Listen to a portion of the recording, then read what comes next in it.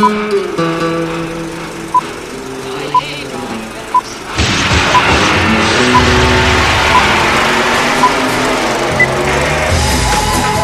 to the Reviews Without Remorse podcast with Joe and Dave.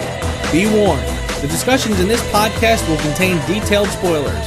For spoiler-free reviews of newly released films, please check out our channel Reviews Without Remorse on YouTube and VidMe.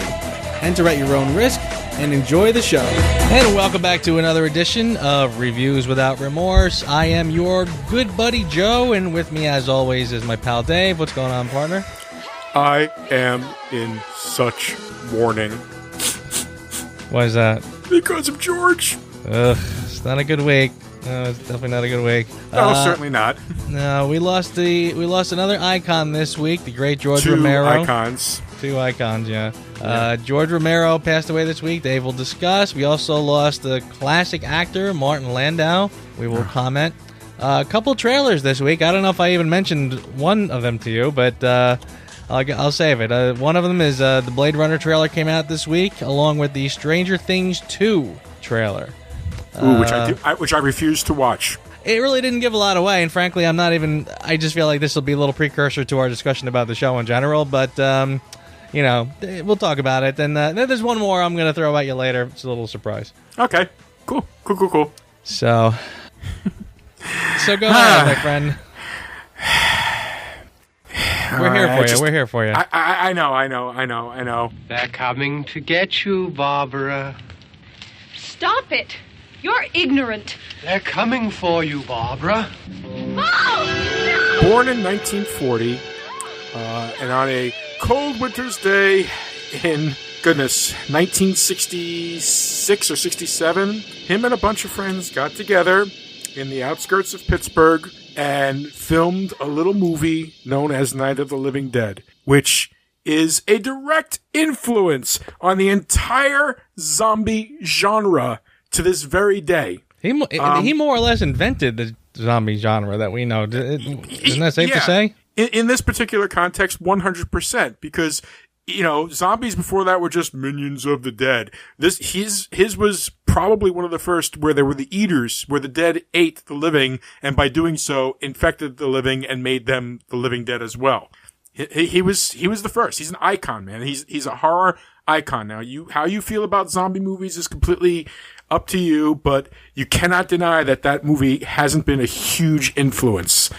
And you know what? That was pretty much his life. He did that, Dawn of the Dead, Day of the Dead, Diary of the Dead, Land of the Dead, Survival of the Dead, just to name a few. But he had a couple other ones in there. He had Creepshow, a great flick. Mm-hmm. Monkey Shines, an underrated flick. Dark Half, a very good adaptation of a Stephen King novel. And he was working right up to the end. He was, working on a movie called Road of the Dead when he died. Age, 77 years old. And he died in Toronto, of all places. Does that mean he's got to be buried in Canada? I don't know. I hope sure. Not. But no, the man is a legend. And God, what's even the worst part? That due to, a bunch of bad mistakes in the process of filing a copyright, he didn't even really own the rights for Night of the Living Dead. Really? Yeah. No, I didn't know that. He didn't own the rights. So that's why the sequels only tacitly touch on the events of the first film, because he technically didn't own the rights. It became basically public domain, I'd say within 2 or 3 years of when the movie was released. Oh. Yeah. So, there's the zombie craze right there, I guess. No, yeah, pretty much. Without that, there's no Walking Dead. I mean, to a lesser extent, there's no White Walkers and Game of Thrones. All of that. I mean, the man, he was my first horror movie. That was my first horror movie that I ever saw, and made me fall in love with the genre. So I tell you what, that Night of the Living Dead, if you watch that today, that's actually very watchable. You would think a low budget black and white movie made in the 60s, early 70s. When was that? It came out in 68, so it was filmed in around 67, 66. Right, so it's older than me, black and white, zero budget almost, I guess. Pretty much. It stands up. You can actually watch that today and enjoy it. Yeah. It's a very seminal tale. Even the remake that they did was really, really good. They did a remake in the 90s that I think he directed. Hold on, I'm pulling up his IMDb page now. Yes. Well, no, he was just a producer. He didn't direct it. Mm-hmm. But yeah, they did a remake in the 90s, and the 90s remake was really good. I've heard. Yeah, I didn't see it, but I've heard. I'd say, you know what? You should do a compare and contrast between the two. Oh, directed by Tom Savini, of course. Tom Savini, the there you go. Makeup effect guy. Yeah. So yeah, no, it was surprisingly. I mean, I went into it with very low opinion because it's like, oh God, you know, who remakes it? And then I was like, well, you know, it's Tom Savini, so I guess I'm gonna have to give it a shot. And yeah, God darn it, it was good. It was a lot better than I thought it was going to be. So if there's a movie that you can make an argument for a remake, that's probably one. You know, again, a low budget old flick that has since then taken on such life. I'd say that's worthy of revisiting. Yeah. I ladies and gentlemen, I would really suggest that you sit down. You watch the original 1968 version. You can find it anywhere. It is public domain. Like I stated before. So there it is, Mr. Romero. I salute you. Thank you for awakening my love of horror, and may you rest in peace, sir. A true horror legend. Yep. But then we move on to a different type of legend. Yeah, Martin Landau. I tell you what, you want to see a guy who really, really worked his trade, go to his IMDb page and scroll through pages and pages of things he's done. I don't think I've ever seen such an extensive body of work, honestly. Martin Landau, one of his first appearances was in Alfred Hitchcock's North by Northwest. Yes, as Leonard. Yep. And this man has been working steadily ever since.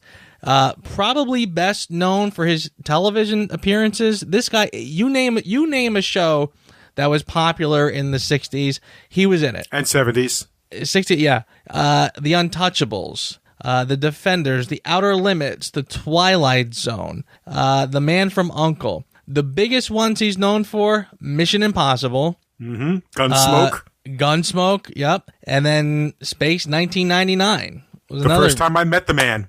Yep. Is that right? Yep, that was the first show I ever saw him in.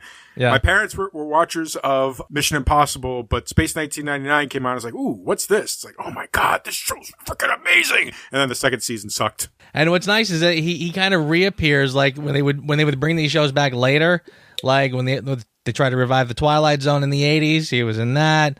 Alfred Hitchcock Presents in the 80s, he was in that. The ones I really remember him for, there's two big ones. One is Crimes and Misdemeanors. Excellent movie. Spectacular movie. In fact, I think I remember way back when we did our movie nights. I think this was one of my choices. I think you're right. Yeah. Yeah. This one is really good. If you want to see just a solid, and it's a Woody Allen film, and I think it's arguably one of his best, if not his absolute best. It's really spectacular, and it's so good that he tends to sort of repeat that in other films. He repeats the themes of this film. But you want to see just a stellar movie, a stellar piece of filmmaking, unbelievable acting. Check out Crimes and Misdemeanors. I won't even say much about it. Just give it a shot. And Martin Landau, he was nominated for Best Supporting Actor, which is sort of odd because that was a weird one, because even though the film is kind of an ensemble like a lot of Woody Allen films, if he's not the lead guy in that film, I don't know who is. He really is the main character, so I'm not sure why they gave him supporting, but definitely check that out. I don't know who else was up for Best Actor. It's possible you throw him in Best Supporting, and maybe he has a better chance with all the other Best Actors out there. Maybe, yeah. Maybe there was a crowded field that year. Who knows? The other one that is really worth checking out is Ed Wood. Abso-frickin-lutely. Oh my God. I mean, first of all, if you're listening to this, then you're a movie fan. You're a movie fan like us, and you love films. Chances are you've seen it already. It was Tim Burton's take on Ed Wood, who was the director of some of the most classic bad movies ever. Like literally, like Plan 9 from Outer Space, Bride of the Glenda. Glenda. So this film is awesome. It was so well done, and Johnny Depp, again, I'm kind of over Johnny Depp, but this was a while back. Really good tribute, and of course, Martin Landau plays Bela Lugosi in his later years. a T. Yes. He had that accent just down, you know? Oh my God, it was amazing. And it's hard to watch too, because again, Bela Lugosi wasn't exactly on top of his game at the end. No, heroin addict. So it gives Martin Landau a chance to really shine, and that he won the Oscar for Best Supporting. So check this out; it's well worth checking out. Oh God, just for the scene where the mechanical octopus isn't working. Right? How do you turn this on? Well, somebody misplaced the octopus motor. So when you get in there and fight with him, shake his legs around. It looks like he's killing you. Okay. You know I turned down Frankenstein. What? After I did Dracula, the studio offered me Frankenstein, and I turned it down. The part wasn't sexy enough. Too degrading for a big star like me. Bella, I have 25 scenes to shoot tonight. That scene alone, it's like that's his Oscar reel right there. Yeah. Oh my God, it really Pull the is. string. It's so good. It's so good. And again, he was another one working right up until the end. He's got things on it. He's credited with films that haven't even come out yet. So he's been working right up until the very end. Yeah. He's gonna be missed. I mean, God, you just look at his damn IMDb. Yeah. 177 actor credits. Yeah. 177. Every leap of civilization was built off the back of slaves. Replicants are the future, but I can only make so many. I had the luck, and he has the key.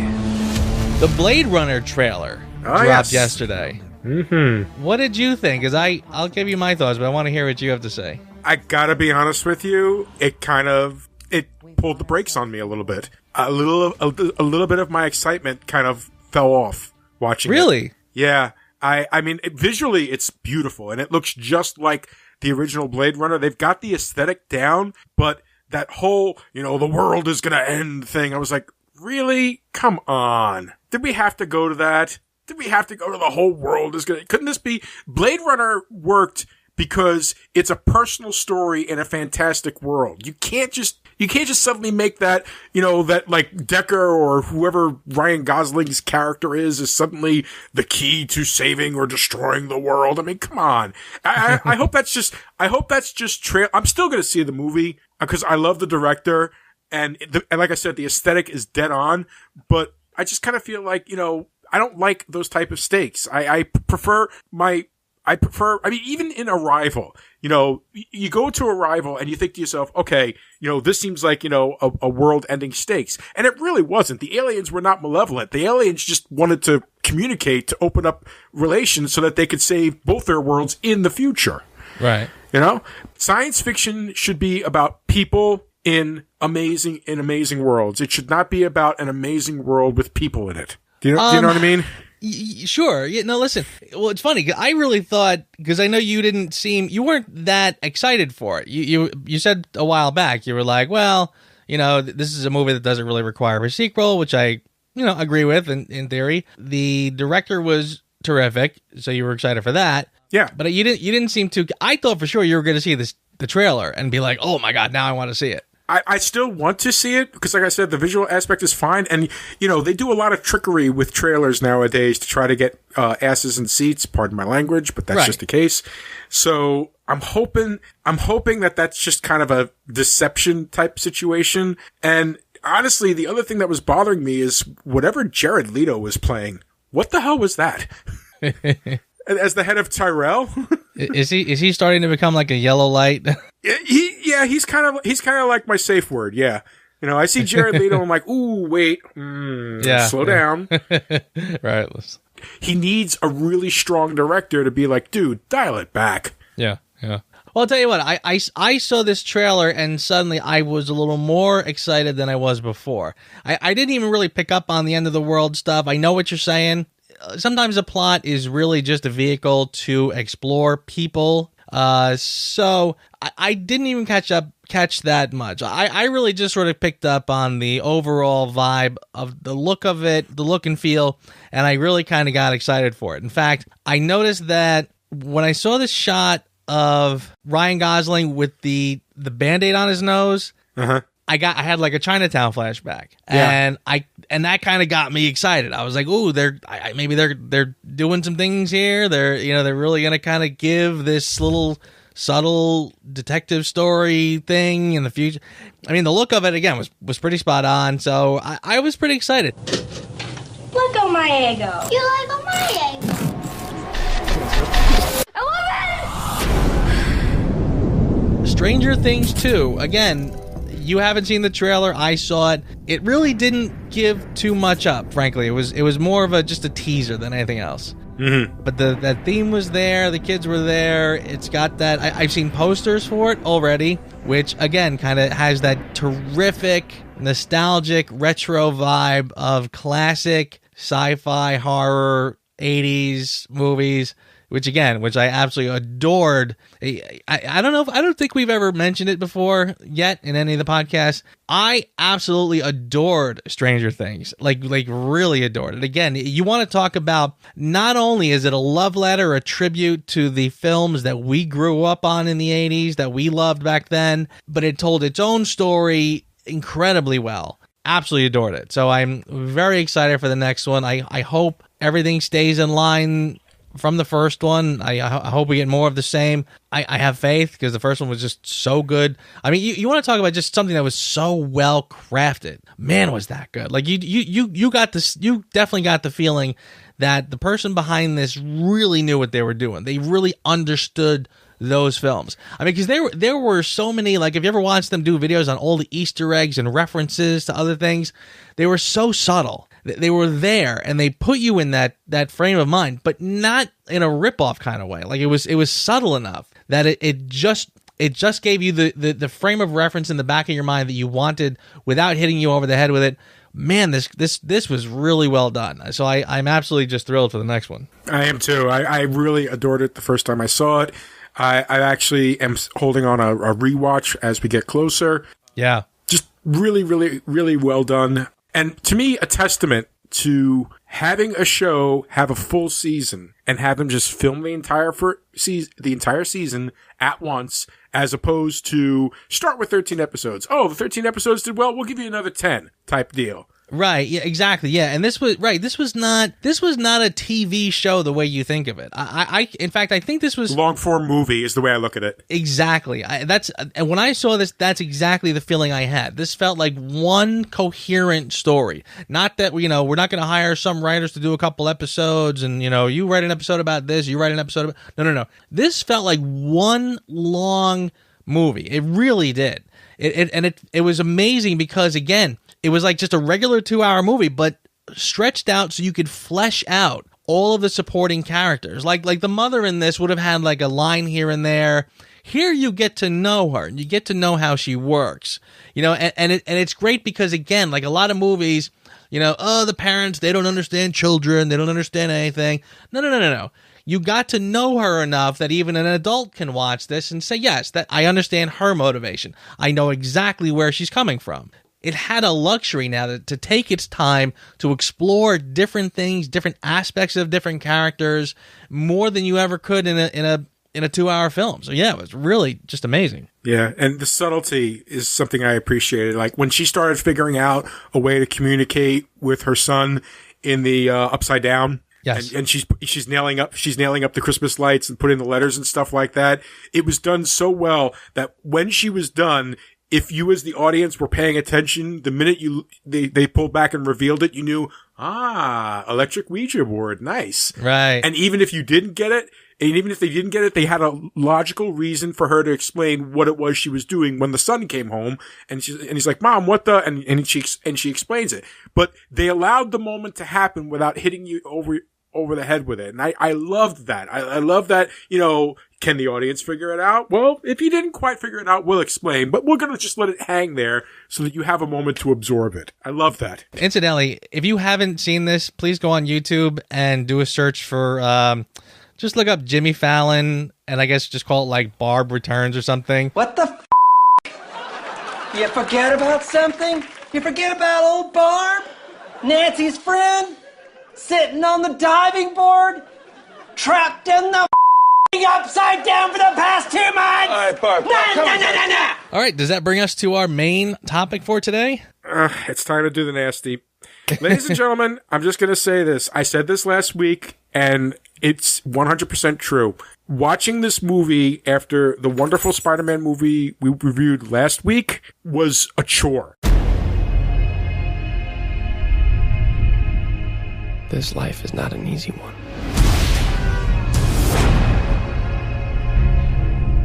I've made enemies. Powerful enemies. I've put those I love in danger. But the one thing that has haunted me my entire life is finding the truth about my parents.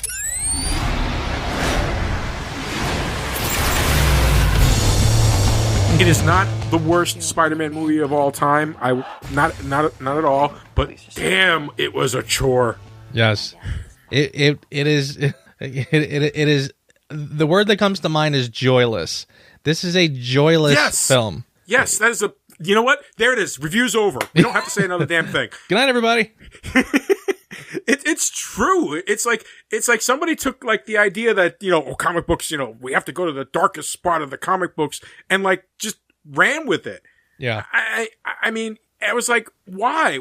Okay, fine. Yes, I know we're in the world where everything is dark and gritty and blah, blah, blah, blah, blah. But, even like Spidey's jokes kind of, I mean, he had some good ones, but they all just still felt like there was a menace to them more than a ha-ha. Right. They felt unpleasant. I know exactly what you're talking about. There's a lot of that in this. Yeah, where it just kind of has like this unpleasantness to it that doesn't jive with Spider-Man. I feel like the next time I hear the words dark and gritty again, I'm done. No, thank you. I'll skip it. Tapping out. Okay. Yeah. I'm with you on that one. Yeah, it's right. It's enough is enough with the darker and grittier. It does not. Yeah, Matt Reeves, I just want to give credit where credit is due. Matt Reeves says he wants to do Batman as a noir movie, and I felt like, you know what? He gets it. Yeah, that's right. That is different than just dark and gritty. I definitely get that. And the other thing about this film, before we even get rolling, this was marketed.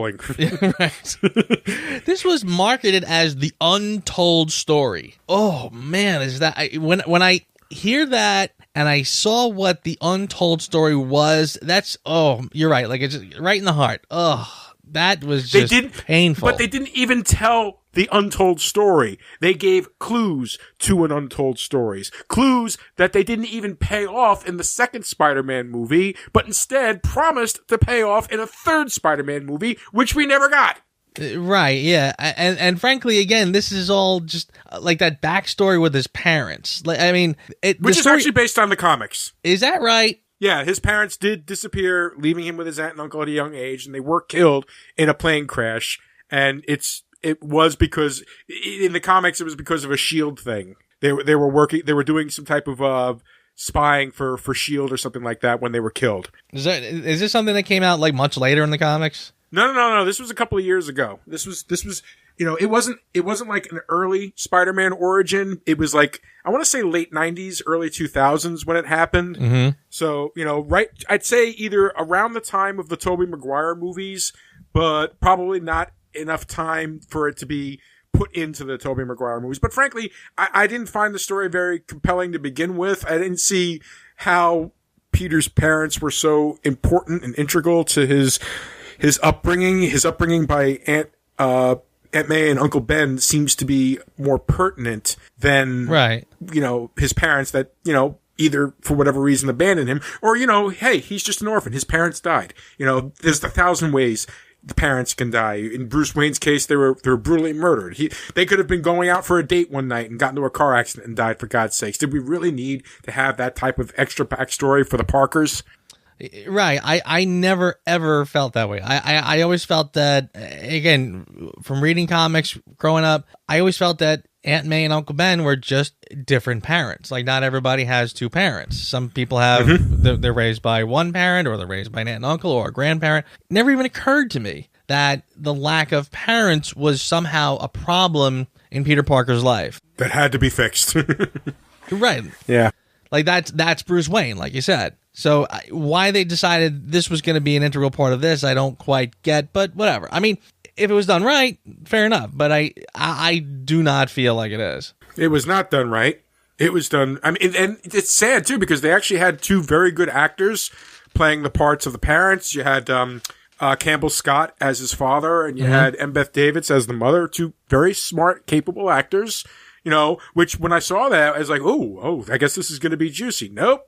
Expect no juice. You're going to get 5 minutes of screen time from both of them, if you're lucky. And another 5 in the sequel, which at the time we didn't know that they were only going to have a total of 10 minutes of screen time. Yeah. Yeah, right. Again, and no payoff of any kind from it at all. But moving on. Moving on. Are we done? Can we be done? Right. Can we go right to Who Asked You? Right, seriously. I didn't like the Oscorp stuff. Like I didn't like the idea that he goes to Oscorp and gets bit. And see, this was weird because again, the origin was tainted, not completely undone or wrong, but like remember the first Hulk, Ang Lee's Hulk? Yeah. Where they kind of imply that because his father had done experiments, that's why Bruce Banner was susceptible to becoming the Hulk. Right, yes. This had the same vibe. Now, because the father had done experiments, that's why Peter was susceptible to being transformed if he got bit by a spider. Meaning, like, not anybody could have just walked in that day and gotten bit, only Peter. Mistake number 1, don't take your plot advice from Ang Lee's Hulk. Right? Seriously. Problem number 1. So, yeah, I wasn't crazy about that scene. I thought that was sort of an odd thing. I don't like when... You know, when he gets bit, then that whole subway scene was, again, weird. He gets into a fight with some guy, rips some girl's dress off. Like, the whole thing just sort of felt off. You know, like, this is not fun. He comes home, and it's like, even the music when he gets home sounds more like serial killer-ish than I mean, I don't like Garfield. I don't like him in this. I kind of felt like, I've seen him in other things. Not a bad actor, but I don't like him as Peter Parker. I don't like the snarky. Like he again. I felt like they were going for a more millennial feel to this. Oh yeah, for sure. Which again, now they kind of do this in Homecoming, and it's funny. I told myself before I wasn't going to compare it to Homecoming throughout because that's not fair. Homecoming had not been out, and then I said to myself, maybe in that respect, I shouldn't even be comparing it to Raimi's because that's a whole different. But Raimi's came out first. And in my mind, this film really does feel like a remake of the first Raimi Spider-Man. Mm-hmm. I feel like step for step, beat for beat, this is a retelling of that. And it's almost like when they realized at some point they had to reboot the series. Somebody just said to them, look, it's like they went to the writer who knew nothing about Spider-Man and said, look, you're going to redo this movie. And here's Raimi Spider-Man. Couple things to know. People didn't like the organic web shooters. He makes them himself. Gwen Stacy is his original girlfriend, so we can swap out Mary Jane for Gwen Stacy, and boom, there's another little check mark in our corner. And that's kind of it. And oh, by the way, he wasn't funny enough in the first one. We need him to be a bit of a sarcastic, whatever, making quippy lines. Check, got it. And somebody just redid Raimi's and threw these elements in and thought we're good to go. But guess what? We're not. And it doesn't work right. It doesn't feel right. All these things that they throw in, they do it wrong. And I don't feel like it works. It doesn't in many, many respects. And I mean, you've got 4, it looks like 6 screenwriters for the movie, Alvin Sargent, James Vanderbilt, a bunch of other people. You've got Andrew Garfield. Andrew Garfield is not a bad actor, but he's not right for this part. You know, he's enthusiastic and he appears to be a fan and everything like that, and that's fine. But in this particular context, he didn't really work. And he also looked way too old. Way too old to be a high school student. I'm sorry. I'm calling it right here. Emma Stone also looked pretty old to be a high school student. Yeah. But, you know, she looked closer to a high school student than he did. I don't know. Whenever they were together, it almost felt like creepy. Like, why is that old man hitting on that young girl? Then you have the web shooters. And this to me is egregious. This is terribly egregious. Where's he getting the money for the web fluids? Because in this movie, it's determined that, oh, you know where his webs come from? From Oscorp. Oscorp makes them and he buys them from him. Where is he getting the money for that? For something like, for a piece of equipment like that, how is it he's able to afford it? It's a good point. I don't know. I didn't even think of it. You know, they show it. It was a brief shot of him researching, and it's like, oh, look, Oscorp has this stuff that has this amazing tensile strength. You know, they could pull an airline, so I'm going to buy that stuff to make my webs. It's like, okay, I appreciate that you were trying to show Peter Parker being a mechanical genius and everything like that, and that's great. You know, it's nice to finally see that after it was only quote unquote hinted about in the Raimi series. But this was like, no. Yeah. This kind of goes back to Raimi's probably complaint, which is how can a 14 or 15-year-old kid invent something that 3M hasn't come up with? Yeah. And I understand that particular feeling, but on the other side of the coin, how can a 14, 15-year-old, 35, 36-year-old, however old he is or looks or anything like that, afford this amazingly bonding chemical stuff, you know, made by a giant corporation, probably for military applications and stuff like that? No, he's not getting hold of that stuff. I don't care where in the dark web you go. You're not getting that stuff for less than like $1,000 a cartridge.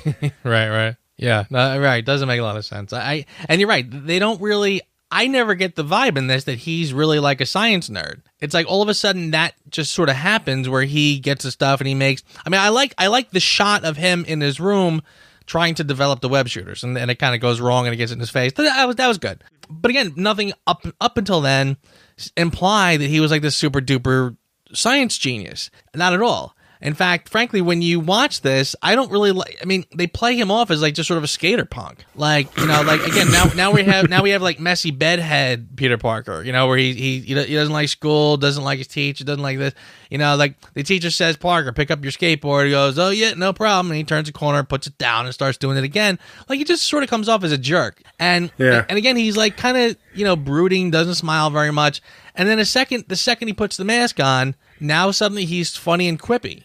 I didn't get that. Again, like in other incarnations, he's just an extension of Peter Parker, because Peter Parker talks too much. He's always cracking jokes, whatever.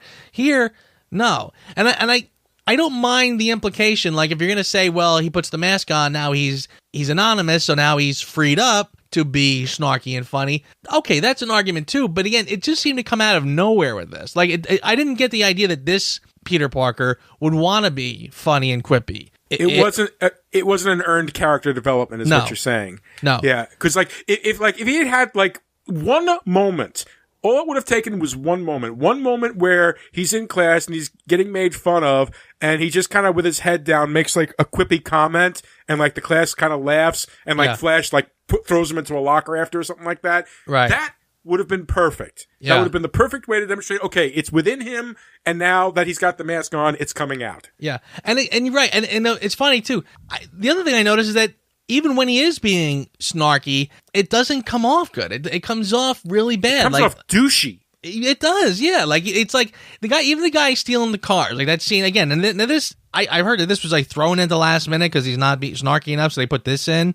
But yeah, it came off more as he's just making fun of the guy. Like he's making fun of him, picking on him, belittling him. He's going to arrest him, but now he's just sort of toying with him a little bit. Yeah. And yeah, it just sort of comes off as snarky instead of quippy. Mm-hmm. Even that scene later, you talked about Flash throwing him into a locker. Well, that first scene where he defends the kid that Flash is picking on. Oh, all right. I guess that's nice, and I guess that shows him as a good guy. But it was a little kind of uncomfortable. Like it's not fun. Like it was a really sort of a depressing kind of a moment. Like I don't like this Flash. Even I know I'm not supposed to, but this was even worse.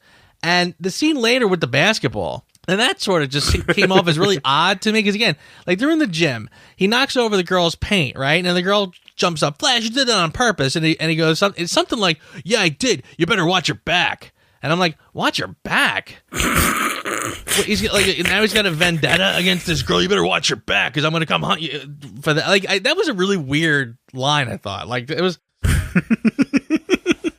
But then again, so then Peter's gonna start goofing on Flash, and that was the way that was played off was odd too, because again, Peter grabs the ball and he starts to just act like a clown. Now, if Flash Thompson doesn't know he's Spider-Man, he's gonna run at Peter and like take a swing at him or something, or try to. But Flash already looks kind of intimidated and scared, which I didn't quite get. I thought that was a weird. Why is Flash now suddenly looking kind of nervous? Mm-hmm. Didn't really make a lot of sense. But then again, you're right. Then Peter just sort of. Again, makes fun of him, goes and sinks the thing, busted it. Just, I don't know, just kind of off. This also hurt me a little bit when The writers said, we can come up with something better than Uncle Ben saying, with great power comes great responsibility. Yes. And they come up with this long, pedantic speech that was just like, what the hell is wrong with keep it simple, stupid? Totally right. And again, you're right. Like they're replaying all the steps from the first one. There's the line, and it was like they were doing everything they could not to actually say the line. Right. And in the process, it just sort of comes off as very awkward. You're right. Painful in many respects. Painful. Yeah. And just not enjoyable. Not, God, this is going to sound horrible, but it was almost like, you know what, Uncle Ben, that was a mercy killing. You're welcome. My God. Well, yeah, Mr. Martin Sheen, you don't have to come back for the sequels. You're done. Seriously. I didn't like how that scene played out either, because now suddenly, again, first of all, Peter's throwing a tantrum, right? He throws a tantrum and leaves.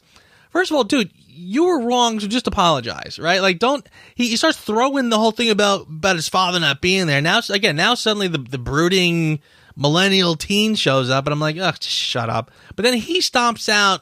Uncle Ben goes after him. We've already had we understand Peter stepped aside, right? Let the guy get away. Later, that guy goes on to shoot Uncle Ben. We understand that. But here, the way they do it, where they sort of make Uncle Ben out looking for Peter because he threw a tantrum, now it sort of feels like he's more instrumental in the fact that he got killed. So this feels wrong. That the taste you get from that is not good. So that is not an improvement by any stretch. I understand the responsibility that he takes. And by the way, then he goes off looking for Uncle Ben's killer, right? Hunting down guys, looking for the tattoo, right? Then suddenly at some point in the film, that goes away. He just stops, and nothing ever comes of that.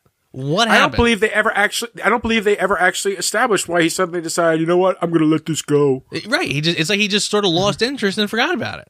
So okay, yeah, that wasn't. The Amazing Spider-Man video game that they made based on the movie actually fleshes that out better than the gosh darn. Is that movie. Right? Swear to God. The guy has a name. His name is Carradine. And I watched my son play the game. I didn't personally play the game. I watched my son play the game, and yep, he eventually got Carradine. Turns out Carradine was some big arms runner, so it was a whole big thing in the game. But more fleshed out than this movie. Right. Yeah, here we just sort of forget about it and just move on. Yeah, and even the actual shooting scene is sort of odd, because I never really understand why. Like, the guy runs and stops and drops the gun, and it kind of lands right in front of Uncle Ben, and they kind of look at each other, and Uncle Ben decides he has to go after the gun, I guess, before the other guy does. That made no freaking sense. Did not make any sense. I would have just been like, whoop, goodbye, and just walked the other way. Why does he go after it? It doesn't. But he's got like a panic on his face. Like he's looking like he's panicked. Like, if I don't get that first, this guy's gonna shoot me. But there's nothing to imply that. So it's again just kind of awkward. It's almost like they're hoping. This is one of those films where they're hoping you don't think too far into it. Well, guess what? We think too far into it, guys. So. Well, you know what? But I don't think that's fair at all, because, they add so many subtle little things that are kind of like little winks and nods into, hey, this is coming in the future. How would you think we wouldn't dig into that and not try to find significance into it? If you're like, we're giving you little morsels of what's to come. It's like, okay, so now we're going to look for the morsels. Well, in searching for the morsels, we're also going to find every single freaking flaw. Exactly right. Yeah, doesn't make a lot of sense. Martin Sheen, very wasted, and Sally Field, why is she here? Again, she just looks like she's haggard, like she's always kind of just, I mean, they make her look always beat up, the hair is always messy, looking like she's ragged and haggard. Kind of, again, not why. I don't understand that. It's like between the scenes in the beginning when they're always fighting and they're fighting, you didn't really see them enjoying themselves. Like in a regular Spider-Man story, like in the Raimis, they seem like they have a nice happy family. So when it gets disrupted, you feel the pain of that. But here it looks like nobody's ever having a good time anyway. So it's almost like it loses its punch when it happens. And then again later, when Peter comes home and he looks like he's got a black eye, he's all beat up, which I'm not really even sure at that point why that's happening. I mean, he's going after bad guys, but he can take the bad guys at that point. So I'm not sure why he's constantly coming home looking like he got beat up. And then again, so then she take the hood off and look at me, and he turns around and he's got black eyes and everything. And of course, that sort of goes into an uncomfortable place too, because the implication you get, it looks like abuse, like somebody is abusing and beating him up. and she reacts as if he's being abused. And it's like, again, as a viewer, this is not comfortable. Like it's just not why are we even going here? Like it's just not. And again, didn't make sense because he's Spider-Man now. So there was no logic to that. Because there's no logic to a lot of the things in this movie. First of all, just for an opinion, I look at Sally Field as transitional Marissa Tomei. Now, next, right. Because she had the old Aunt May, and now you had the relatively middle-aged Aunt May, and now you've got the hottie Aunt May. Right. So that was it. That was the transition. Yeah. But no, she's not really given a heck of a lot. She's not. Nobody is given a heck of a lot in this movie. Nobody is really given a good story or an arc. Maybe you could say maybe Captain Stacy gets a relatively decent arc, but even then, with no payoff. Right, yeah, right. Well, I'll even do you one better. I feel like he does get an arc. There is sort of a payoff, but the payoff is undermined shortly after that. Yes. It's those are the best type of promises to break. Oh, man, that hurt. Again, remember when we said the last time that Mary Jane never came off very well in the Raimis? I feel like now Spider-Man, Peter Parker is now the one who does not come off very well. Right, he makes the promise. Gwen comes off fine. Yeah, he makes the promise to Captain Stacy that he's going to stay away from Gwen. Now, what does he decide to do? He just vanishes and ditches her before his funeral. Well, that's nice. Nobody said you couldn't go to the funeral, jerk. You could have gone to that and then just kind of like backed off a little bit. Nobody said you had to dump the... I mean, seriously, why would anybody think twice about Peter Parker going to Captain Stacy's funeral? He was dating his daughter. So there was nothing weird about that. Yeah, it's just it's really dumb. And then 2 scenes later, he's the best promises are the ones that you break. Well, all right. Well, then, I don't know. Seriously. It's not a line I committed to Merit Marie because just when I was watching the movie and he actually said the line, I let out an audible, like, disgust sound. I was like, ugh. Exactly. Then don't make the promise. Or don't. That's the now dig on this line for this movie. You're a wanted man, Peter Parker. You don't believe what the police are saying, do you? My dad has 500 officers looking for you.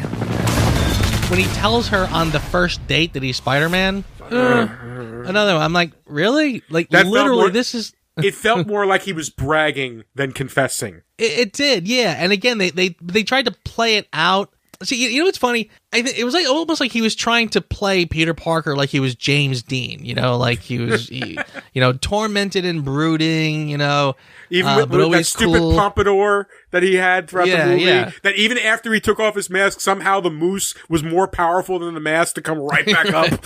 Yeah, right. Seriously. So they play that scene like when you watch, he starts struggling and he's hanging over the edge and he's like, oh, I'm so tortured and stuff. And she's like, what's your problem? And then finally, as she's starting to walk away, he gets with the web, pulls her back. Like now he was super cool. He drags her in for a big kiss and I don't know. I guess I'm supposed to like that and think it was kind of, but I didn't. It didn't work. You're right. It was too early. I mean, seriously, at the end of the first Batman, you always joke about how, like, he tells, Alfred brings Vicky Vale into the Batcave and she knows the secret identity. Here, he just met this chick. So if you're going to laugh at that, you have to laugh at this 10 times worse. He barely knew her. This is the first time they've ever been together on a quote unquote date. And already, I'm Spider-Man. Hey, you want to learn my secret identity?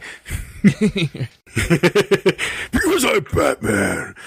Yeah, not logical enough. I always felt like, it's hard. Like, the reveal of him being Spider-Man in Spider-Man 2 to MJ, regardless of how you feel about the character, that was a wonderfully dramatic and logical way for her to find out. Right. And it was the climax of the second film. Not an afterthought in the first one. I will say this much. The one thing there's a couple of things I actually did enjoy about this movie. We'll get to that in a little bit.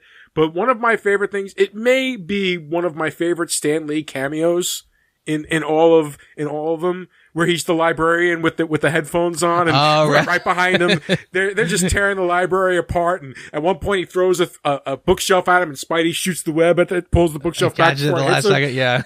I mean, come on. That was clever. I'll give him that. Dr. Connors, I'm Richard Parker's son.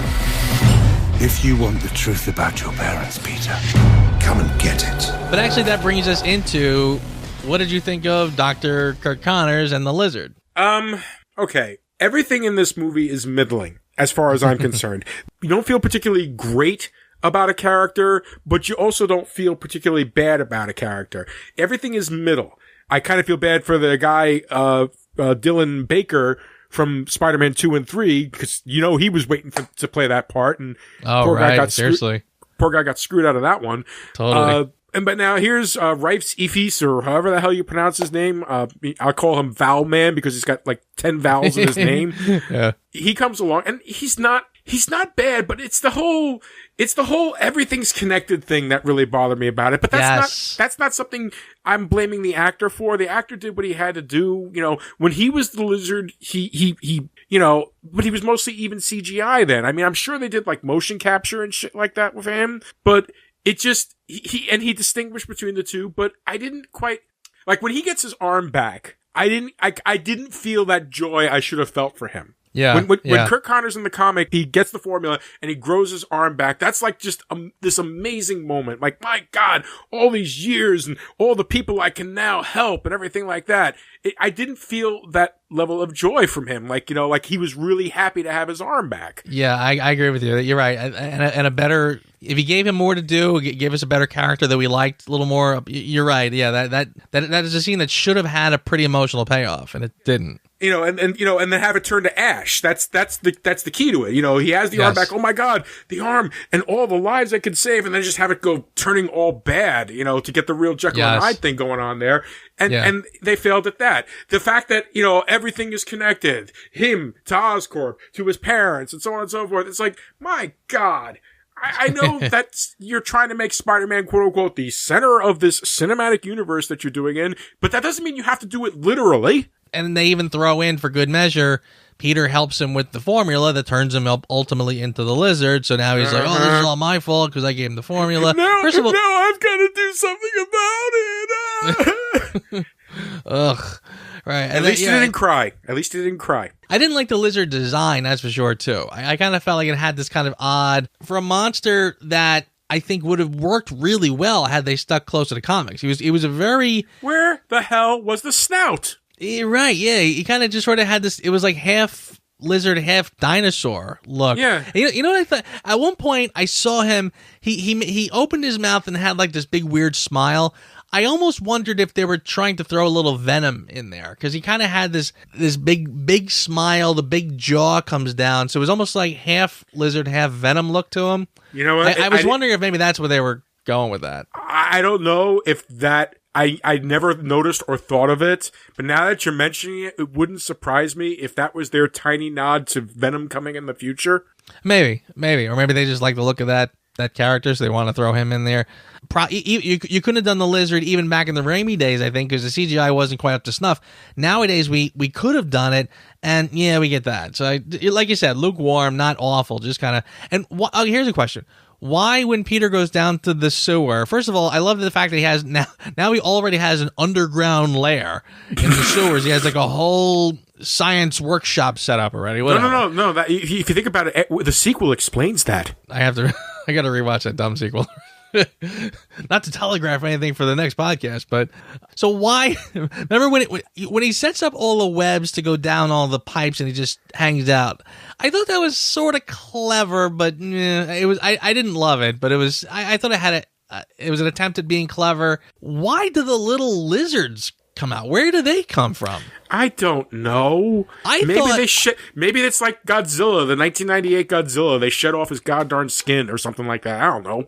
No, not that Godzilla. Was so weird. Cloverfield. Excuse me, I was thinking of the wrong movie. When they started coming down, I thought they were going to be rats. I thought they do the trick where the shadow is really big, but then you see, oh, it's something little tiny casting a big shadow. I thought it was going to be like a rat, but then it's a lizard, and then it's a bunch of little lizards, and I'm going, what is that about? No, he is the Lizard King. It's almost like in Homecoming. Can you summon a whole bunch of spiders? No. So this lizard, I guess, can summon a bunch of lizards, I guess. But it's again, very in possible Manhattan, that line was put in there for that.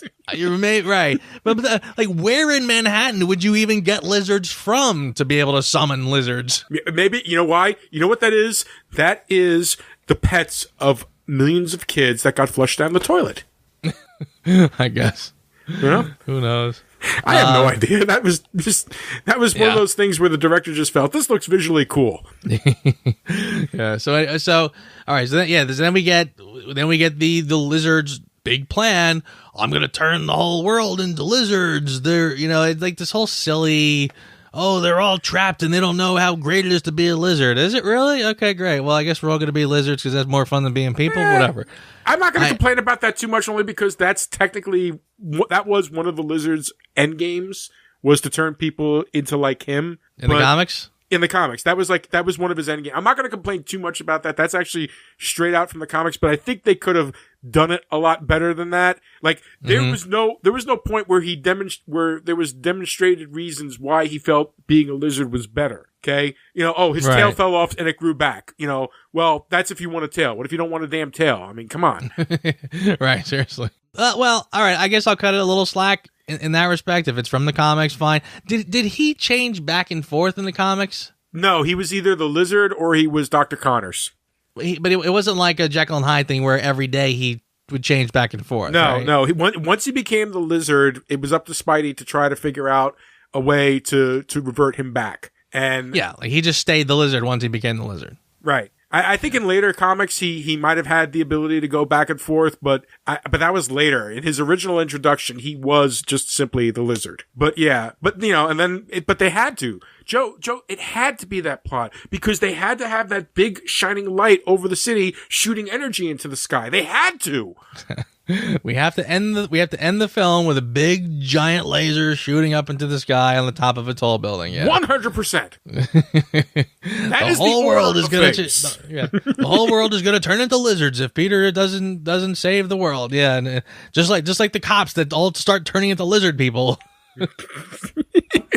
So yeah, there's your finale, and don't forget the great scene when all the cranes go across the. Peter now is tired. He's shot. So what they turn all the cranes over the main street. What was that about? How dumb. First of all, how would anybody know to do that? I know something comes over the radio. Who knows?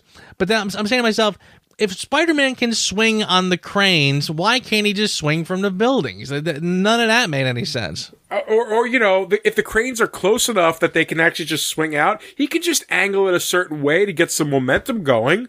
He didn't have to have the cranes be exactly in front of him.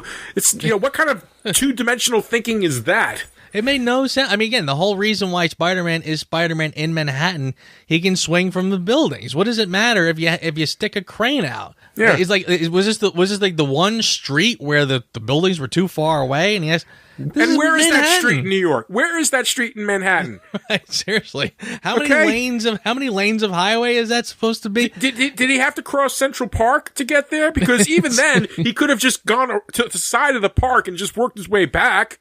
Seriously, I feel bad for the director because I honestly feel like there were moments in this movie that he did really, really well. I thought I feel like some of the Spider-Man moves are some of the most authentic looking in any of the movies. Yes, I tell you what, you are right, and I had the same thought. I did think there was some scenes of the swinging and stuff. It looked very good. Yeah, I agree with that. It actually took real world physics into consideration as he was going, which yes. I appreciated. I thought some of the fight scene with him and the lizard in the high school, regardless of logistics getting to it, I thought was great. I thought the whole library thing was very well staged. So the guy obviously has the chops. He didn't have the script. And maybe he was just too excited about doing a Spider-Man movie that he didn't have time to get a script. I don't know. But whatever the case may be, yeah, I give this movie a 5. Wow, that's actually I was actually going to go with a 3. Whoa. I mean, it's not entertaining. It's joyless, like we said in the beginning. The seriousness is unnecessary. It's a film that takes itself too seriously. Yes. That's a good way of looking at it. Remember I said at one point that if a movie makes a promise and fulfills that promise, I'm on board. You can almost forgive it, yeah. Yeah.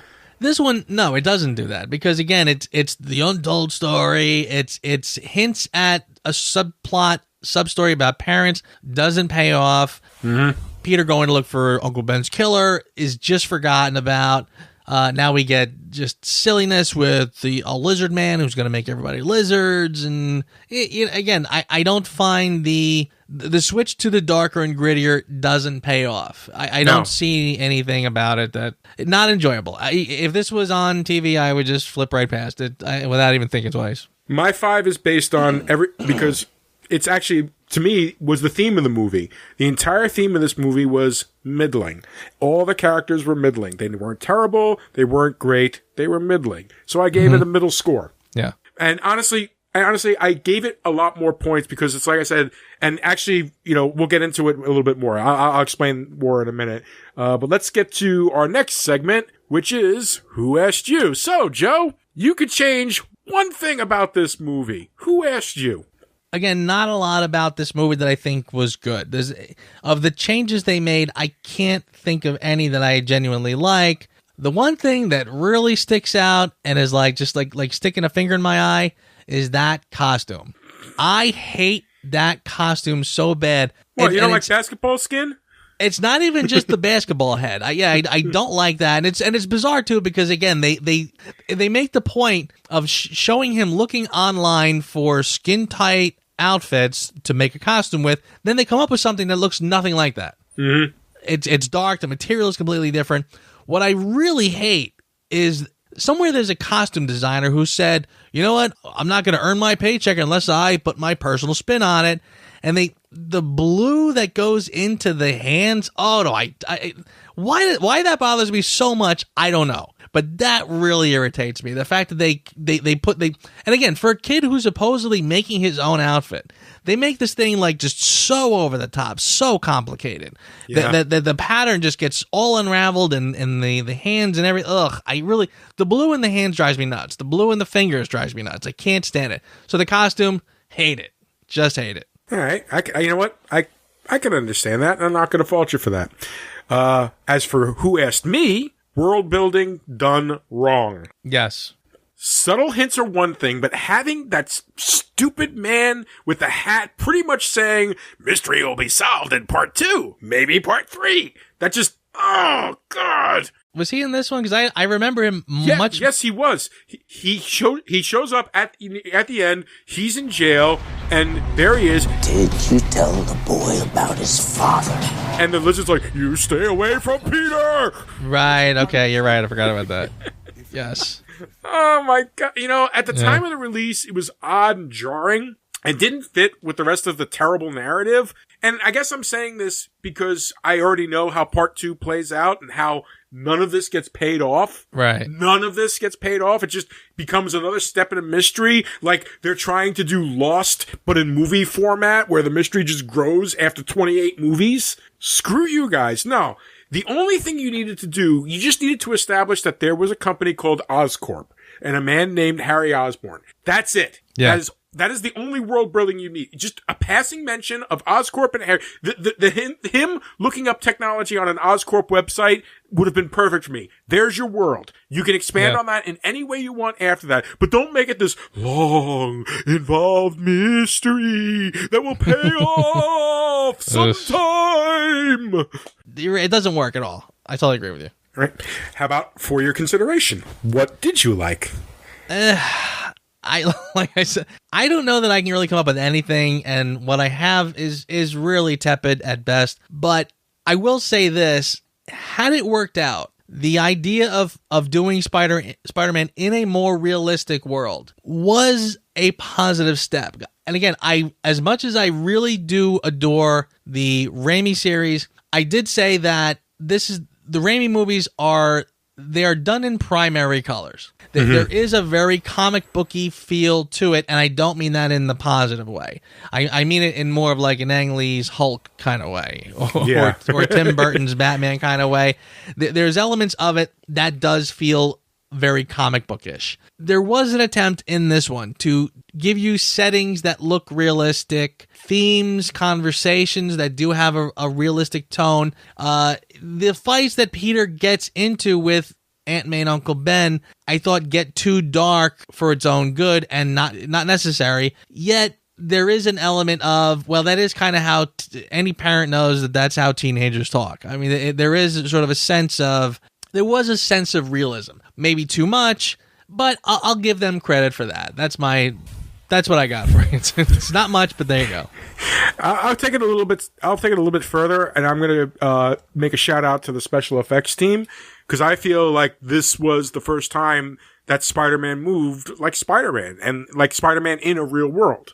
I mentioned it earlier in the review, and that's really the only for consideration I have. I felt he moved naturally, fluidly, and in some respects a little clumsily at some points, but in a realistic way, not to make him look, too terrible. He looked like he was actually making these moves, and gravity was having the right effect on something like that, as opposed to, I love the Raimi movies, don't get me wrong, except for part 3, but we've already established that. But, Spider-Man, he just never, there was something about the way Spider-Man moved when he was web slinging that just never settled with me. I just accepted it as, the cost of doing business in a world where CGI hadn't quite grown up yet. But this was a very refined look, and I think they got it very, very well. I wish, about the only thing I would wish is that they could have gotten the joy of web swinging down. Yes. It's like, yeah, they made it look real, but it never felt like he was like loving this. Even the few scenes that Holland did it in Homecoming, and I know it's unfair to compare, but screw it. It's an established movie, we're gonna go for there. He looked like, he was enjoying himself. He was like, this is so much fun. Because he's a kid, and that's how it's supposed to be. Even Tobey Maguire's fake woohoo had more excitement than this. But still, I really appreciated what they did with the special effects to make Spider-Man look more real world. That's my for-your consideration. Yeah, and I agree with what you said too. I think a montage with him on the skateboard and the Coldplay, it bordered on parody. It was almost like this is the dark brooding Spider-Man. He listens to Coldplay, and he skateboards. You know how I know you're gay? Hell, you like Coldplay. Yeah, that was really a hard movie to redo. But it gets worse. It gets worse. You have to sit through the next one on purpose. I hate you. I hate you so much right now. Actually, what the funny part is? I actually think I'm the one that came up with this idea, so maybe I should be beating the shit out of myself. Well, after next week, we're gonna change the gears a little bit, which I think is probably kind of refreshing after the super duper Spider-Man series. It's a lot to get through, because I mean we have to do 6 Spider-Man films. Yes. So that's a month and a half of Spider-Man. Then we will be back next week with The Amazing Spider-Man 2, the franchise killer. You people, we suffer for our art. All right, well, good night, everybody. See you next week. Thanks for listening to the Reviews Without Remorse podcast with Joe and Dave. Join us here every Thursday for a new episode. And be sure to check out the Reviews Without Remorse channel on YouTube and VidMe for spoiler-free reviews of new releases, as well as in-depth discussions of current and classic cinema. If you enjoy this podcast, please consider becoming a patron. You can find our page at patreon.com. As little as $1 a month goes a long way. All clips in this podcast are used for commentary and critique, and is considered fair use. No copyright infringement is intended.